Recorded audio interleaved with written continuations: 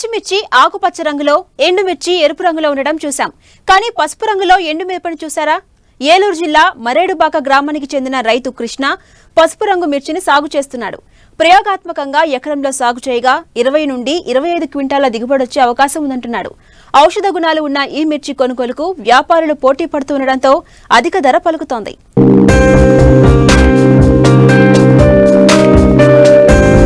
పసుపు రంగు మిర్చి, దీన్ని మన దేశంలో పంజాబ్, దక్షిణ కాశ్మీర్లో ఈ రకాన్ని రైతులు ఎక్కువగా సాగు చేస్తారు. పసుపు రంగు మిరపను మెడిసిన్, కాస్మెటిక్స్ లో అధికంగా వాడుతుంటారు. అలాగే పచ్చళ్ల తయారీ, సాస్, సూప్, వంట రంగుల్లో కూడా వాడుతున్నారు. అందుకే మార్కెట్లో దీనికి డిమాండ్ ఎక్కువ. సాధారణంగా మిరపకాయలు ఆకుపచ్చ రంగులో ఉండి పండిన తరువాత ఎరుపు రంగుకు మారతాయి. ప్రస్తుతం పసుపు రంగులో ఉండే కొత్త రకం మిరప పిందెగా ఉన్నప్పుడు తెల్లగాను, పెరిగే దశలో నల్లగాను, పంట చేతికి వచ్చాక పచ్చగా రంగు మారుతుంది. ఈ రకాన్ని తెలుగు రాష్ట్రాల్లో అక్కడక్కడా పండిస్తున్నారు. సాధారణ మిర్చితో పోల్చితే అధిక ధరలు దక్కుతుండటంతో దీనిపై ఆసక్తి చూపుతున్నారు. ఈ కోవలోనే ఏలూరు జిల్లా కుక్కునూరు మండలం మరేడుబాక గ్రామానికి చెందిన రైతు రింగారెడ్డి కృష్ణ ఎకరంలో ప్రయోగాత్మకంగా ఎల్లో గోల్డ్ రకం మిరపను సాగు చేశారు.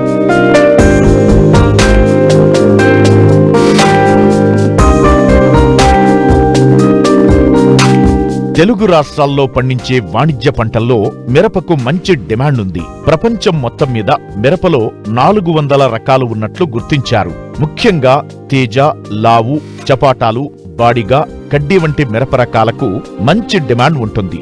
అయితే 2 ఏళ్లుగా మిరపకు నల్లతామర పురుగు ఆశించి తీవ్ర నష్టం కలగజేస్తోంది. దిగుబడులు గణనీయంగా తగ్గి రైతులకు నష్టాలు మిగులుతున్నాయి. ఈ నేపథ్యంలో వారికి పసుపు రంగు మిర్చి ఒక వరంలా దొరికింది. ఈ రకం మిరపకు నల్ల తామర పురుగు ఉధృతి పెద్దగా లేకపోవడం, దిగుబడి కూడా అధికంగా వస్తుండటం, అలాగే మార్కెట్లో కూడా అధిక ధర పలుకుతుండటంతో రైతు కృష్ణ ప్రయోగాత్మకంగా సాగు చేపట్టారు. ప్రస్తుతం దిగుబడులు వస్తున్నాయి.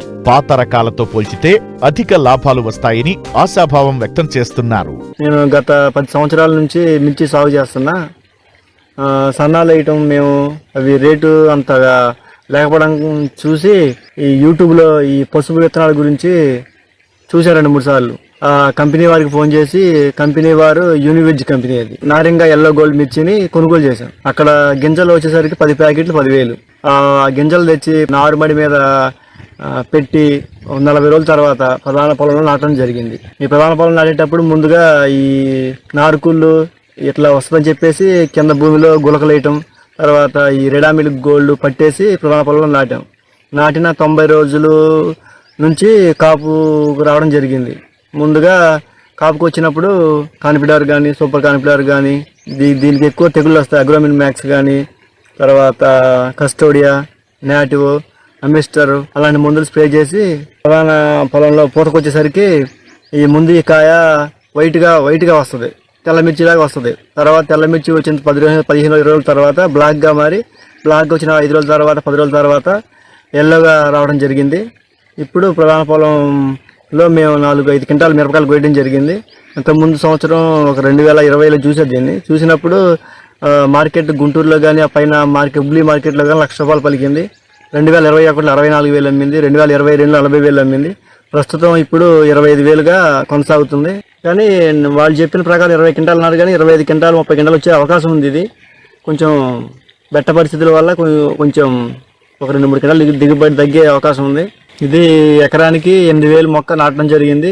ఈ 8,000 మొక్క నాటే ముందు మనం దుక్కిలో డిఏపి కానీ, పొటాష్ కానీ, యూరియా కలిపి 3 కట్టలు వేయడం జరిగింది. ఇప్పుడు ప్రధాన పొలంలో 8,000 మొక్కలు వేసేటప్పుడు ఒక 5,000 వేయడానికి ఖర్చు వస్తుంది. తర్వాత పెద్దయ్యి పెరిగి కాయలు పండాక ఒక క్వింటాకు వచ్చేసి 3,000 కొయ్యడం జరిగింది. అదే మనం ఇంతకుముందు వేసే సన్నాలు అయితే ఒక 5,000, 6,000 అవుతుంది. కానీ ఇప్పుడు ఈ ఎల్లో మిర్చి కొయ్యడానికి కూడా సులువుగా ఉంది. ఇంతకుముందు మార్కెట్లలో ఇది అధిక ధరకు పలకటం వల్ల చూసి నేను సాగు చేయడం జరిగింది. ఈ సంవత్సరం కొంచెం వర్షం వల్ల ఇబ్బంది అయ్యి ఒక 2-3 క్వింటాలు దిగుబడి తగ్గే అవకాశం ఉంది. లేకపోతే 25 క్వింటాల దాకా వస్తుంది అనుకుంటున్నా. ఇప్పుడు ప్రస్తుతం ఉన్న మార్కెట్లో అయితే 25,000. ఇంతకుముందు అన్నీ కలిపి పెట్టుబడి చూసుకుంటే 1,50,000 దాకా పెట్టుబడి అవుతుంది. ఒక 50,000 కోత కూలి అవుతుంది. మొత్తం ఒక 2 లక్షలు. ఇప్పుడు 20 క్వింటాలు పడినా సరే ఒక 25,000 లెక్క చూసుకున్నా 5 లక్షలు వస్తుంది.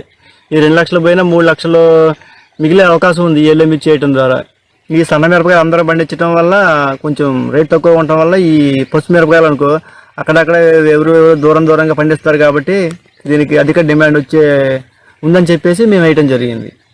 అలాగే ఇప్పుడు ఈ సన్న మిరపకాయలతో పోలిస్తే ఈ పంట ఇప్పుడు 20 క్వింటాలు 25 క్వింటాల దాకా వచ్చే అవకాశం ఉంది దిగుబడి.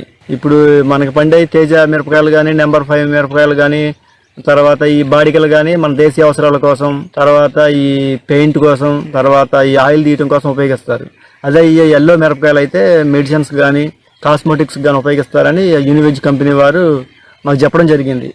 ఈ మెడిసిన్స్కి తర్వాత ఈ కాస్మెటిక్స్ రేరుగా ఉపయోగించడం వల్ల ఈ మిర్చికి అధిక డిమాండ్ ఉంటుందని చెప్పేసి మేము వేయడం జరిగింది. ఇప్పుడు ఈ నారింగ ఎల్లో గోల్డ్ మిర్చిలో ఉన్న గొప్పతనం ఏంటంటే ఇంతకుముందు మనం వేసే ఇప్పుడు ఈ తేజ రకాలు కానీ ఈ నెంబర్ 5 రకాలు కానీ ఈ కడ్డీ బాడిగా తర్వాత ఈ 6-3 రకాలు కానీ తర్వాత 444 రకాలు కానీ ఈ 3-4 సంవత్సరాలు బట్టి విపరీతమైన ఎర్రనల్లి తామర పురుగుల వల్ల డ్యామేజ్ అయిపోయే తోటలన్నీ అసలు కాయట్ల. అదే ఇప్పుడు ఈ నారింగ ఎల్లో గోల్డ్ పసుపు మిరపకాయల్లో నల్లి ప్రభావం కానీ తామర పురుగు ప్రభావం కానీ అసలు ఎలాంటిది లేదు. అందుకని ఇది అందరూ ఎవరైనా వేసుకోవచ్చు. ప్రతికూల పరిస్థితుల్లో కొంత దిగుబడులు తగ్గినా ఎకరాకు 20 నుంచి 25 క్వింటాళ్ల వరకు రావచ్చని రైతులు ఆశిస్తున్నారు. ఎర్రమిర్చితో పోల్చుకుంటే పురుగు మందుల రూపంలో ఎకరాకు 30,000కు పైగా ఖర్చు తగ్గుతుంది. ప్రస్తుతం మిర్చి యార్డులో క్వింటా 30,000 పైనే ధర పలుకుతోంది. అంటే ఎకరాకు సరాసరి 20 క్వింటాళ్ల దిగుబడి వచ్చినా 5 లక్షల ఆదాయం పొందే అవకాశముంటుంది. అందుకే వచ్చే ఏడాది ఈ రకం సాగు విస్తరించే అవకాశముందని రైతు కృష్ణ చెబుతున్నారు.